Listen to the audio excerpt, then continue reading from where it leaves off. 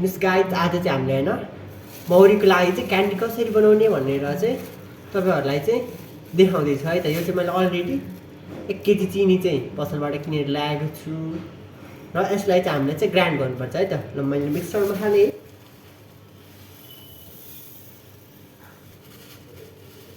मिक्सरमा थोरै थोरै गर्दै पिन्छु होइन।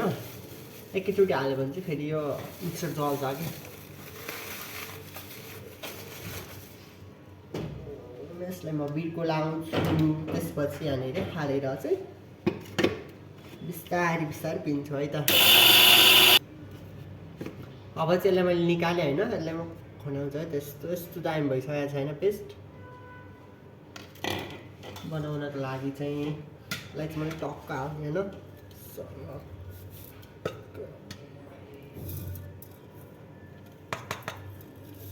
यति भएको छ होइन। सब टक्याएर हाल्नुपर्छ कि। अनि यो पनि भयो होइन। गाइज मौरीलाई चाहिँ होइन न्युट्रिसन नि अलिक कम छ होइन, कुरोहरू चाहिँ कम भएको कारणले चाहिँ यिनीहरूलाई चाहिँ म सप्लिमेन्ट पनि दिँदैछु। यो चाहिँ भिटामिन सी हो। यसले चाहिँ होइन मौरीहरूलाई एकदम एक्टिभ बनाउँछ कि। अनि त्यसपछि यो बुस्टअप यसले पनि एकदम राम्रो गर्छ होइन मौरीलाई चाहिँ। त्यसमा चाहिँ भिटामिन बी कम्प्लेक्स समूहको पनि सम्पूर्ण भिटामिनहरू छ होइन। यस्तै मैले खोलेँ है त। यस्तो हुन्छ होइन। त्यस नर्मल्ली चाहिँ मान्छेले खाने चाहिँ युज गर्दा हुन्छ।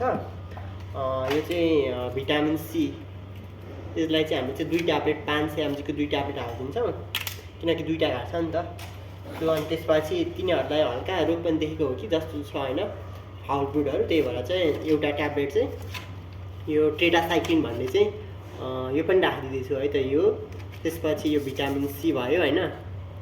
त्यसपछि यो बुस्टअप भिटामिन बी कम्प्लेक्स यो चाहिँ मैले यहाँनिर राखेर चाहिँ मोल्छु कि। फर्स्टमा यिनीहरूलाई चाहिँ मसिन गरेर पिस्छु है त।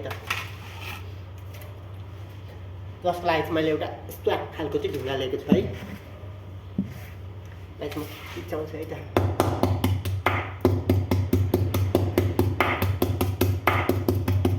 एकदम मसिनो होस् क्या गाइज होइन। यसमा चाहिँ मजाले घोल लिनुपर्छ होइन।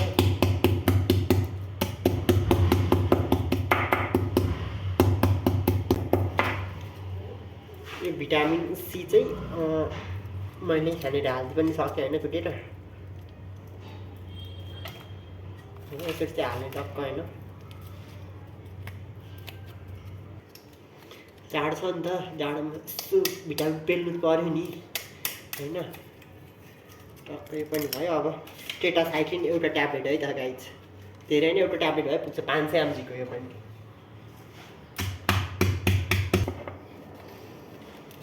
यो पनि खनाइदियो है त। यो चाहिँ हामीले चाहिँ आधी केजी जति चिनीलाई चाहिँ एकदम पिठो राख्छौँ कि। यसरी हालिदिने।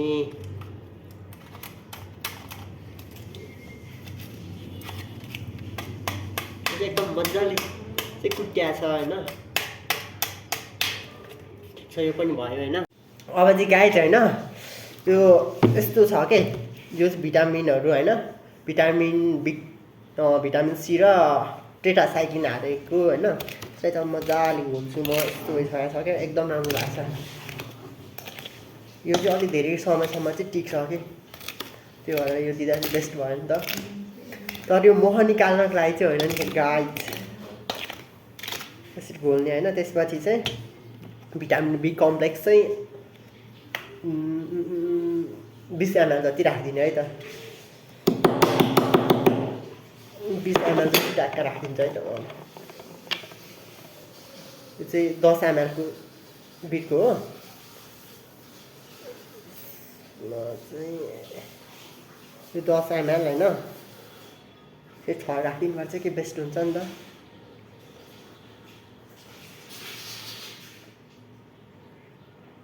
ल 20 ml राखिदिएँ मैले होइन। अब यसलाई म मजाले घोल्छु है। यस्तो छ, यस्तो लाग्छ होइन। यसलाई म मजाले हातले घोल्छु है।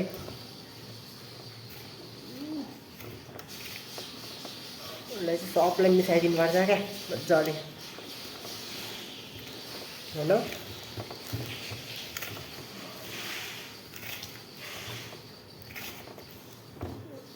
एकछिन मजाले मुस् है त दाइ गाइस मजाले मुस्ने होइन यस्तो किसिमले चाहिँ मुस्नु पर्यो यसमा मजाले घोल्ने होइन भिटामिनहरू चाहिँ सबैतिर पुगोस् अनि त्यसपछि थोरै पानी हाल्ने के यसलाई चाहिँ हामीले डो टाइपको बनाउनुपर्छ नि त थोरै पानी हालेँ अब यसलाई यस्तो मुस्छु म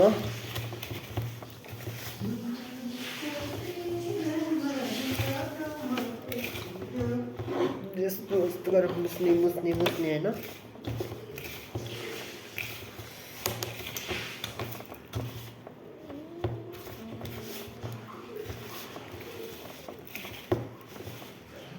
अझै पानी पुग्यो थोरै गर्दै टक्क हाल्ने होइन फेरि एकैचोटि पानी चाहिँ धेरै नहाल्नु होला गाई त्यो चाहिँ एकदम चिनीले चाहिँ कम पानी खान्छ क्या यो पिठोले चाहिँ त्यही भएर थोरै हाल्नुपर्ने हुन्छ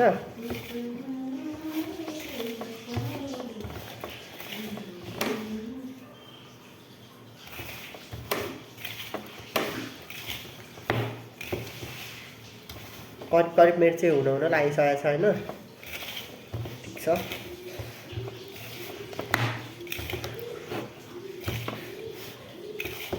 यसमा चाहिँ सबै चिजको चाहिँ न्युट्रिसनहरू चाहिँ छ क्या गाइस जस्तो मौरीलाई चाहिने होइन भिटामिन सीदेखि लिएर भिटामिन बी कम्प्लेक्स प्लस त्यसलाई चाहिँ हल्का फलफ्रुट पनि हो कि जस्तो देखिरहेको छ त्यही भएर चाहिँ मैले यसलाई चाहिँ 500 mg टेट्रासाइक्लिन भन्ने औषधि पनि हालिदिएको छु कि यसले चाहिँ यस्तो मजाले रिकभर हुन्छ होइन रानीलाई चाहिँ यति प्रेरित गर्छ कि त्यसले चाहिँ अन्डा चाहिँ राम्रोसँग पार्न सुरु गर्छ कि त्यो चाहिँ जाडो हो नि त जाडोमा तिनीहरूको अब खाना पनि छैन होइन अनि तिनीहरूले त राम्रोसँग आफ्नो बच्चाहरू चाहिँ हुर्काउनु पऱ्यो नि त त्यसको लागि टन्ना खाने कुरा चाहिन्छ होइन न्युट्रिसनहरू चाहियो कुरोहरू त्यति धेरै छैन घरमा काठमाडौँ भ्यालीमा चाहिँ अलिक गाह्रो नै छ नि त मौरीको लागि त्यही भएर चाहिँ आर्टिफिसियल खाना चाहिँ दिनुपर्ने हुन्छ क्या तर त्यो मह निकाल्नको लागि होइन जस्ट मौरी बढाउनको लागि र स्ट्रङ बनाउनको लागि है त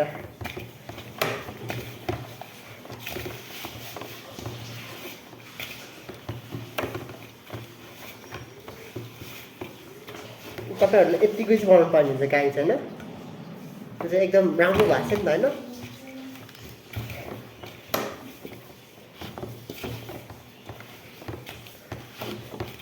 यति भयो भने तपाईँको मौरीले चाहिँ एकदम राम्रोसँग खान्छ कि एकदम रुचाउँछ खान पनि होइन अनि यो चाहिँ जुन चिनी पानी दिँदा चाहिँ त्यो चाहिँ त्यति धेरै लामो समयको लागि हामीले राख्न मिल्दैन होइन अनि चाँडै खाइसक्छ तर यो चाहिँ तपाईँले अलिक लामो समयसम्म चाहिँ राख्न सक्नुहुन्छ क्या होइन अझ तपाईँहरूको इस्ट छ भने इस्ट पनि थोरै राखिदिनु होला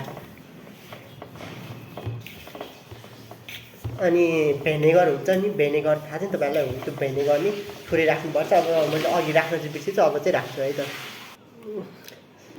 यो चाहिँ भेनेगर होइन यो चाहिँ थोरै 1 चम्चा चिया चम्चा सानो चम्चा अथवा थोरै मिलाएर होइन हाल्नुपर्छ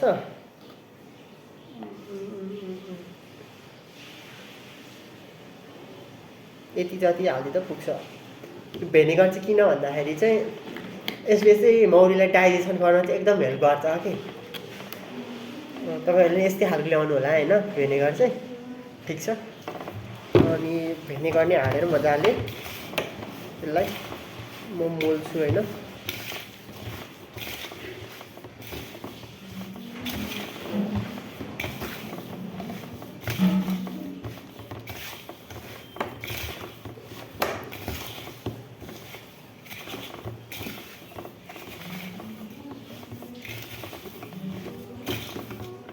भेनेगर हालेर यस्तो मजाले मोल्नुहोस् त्यो सबैतिर परोस् क्या फेरि यो भेनेगर त अलिक अमिलो हुन्छ नि त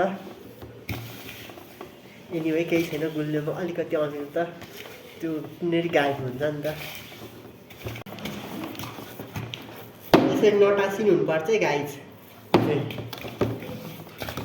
धेरै गिलो पनि हुनु हुँदैन धेरै गिलो भयो भने चाहिँ फेरि मौरी टाँसेर मर्ने सम्भावना हुन्छ होइन धेरै साह्रो पनि हुनु हुँदैन कि धेरै साह्रो हो भने चाहिँ मौरीले खान सक्दैन नि त त्यही भएर अब म चाहिँ यसलाई 2टा बनाउँदैछु है त दिनु त पऱ्यो नि 2टा घाट छ यहाँनिर चाहिँ यता गाउँमा पनि छ कि टन्नै छ अनि त्यसपछि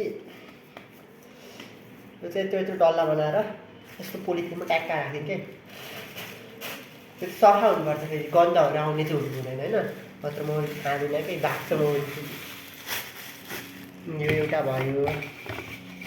अब यसलाई चाहिँ हामी के गर्छौँ भन्दाखेरि रेडी भयो, यसलाई चाहिँ अब यसरी बाँधिदिने कि ट्याक्क लाएर बाँधिदिने, अनि फ्रेमको माथिबाट जुन मौरी बसेको हुन्छ नि त्यसको माथिबाट सिधा राखिदिने कि त्यो गर्दा चाहिँ एकदम बेस्ट। अब यसलाई चाहिँ यस्तो गरेर चेपाइदिने, यस्तो गर्ने होइन, त्यसपछि चाहिँ यसलाई पनि मजाले बाँधिदिने कि। यसले चाहिँ अब कसरी खान्छ भन्नुहुन्छ होला होइन, यिनीहरू चाहिँ आफैले काटेर खान्छ क्या, मिठो चिज त आएपछि जसले पनि खान्छ नि होइन। यसरी चाहिँ 2टा रेडी भइसकेको छ, त्यो रेडी भयो। Okay guys.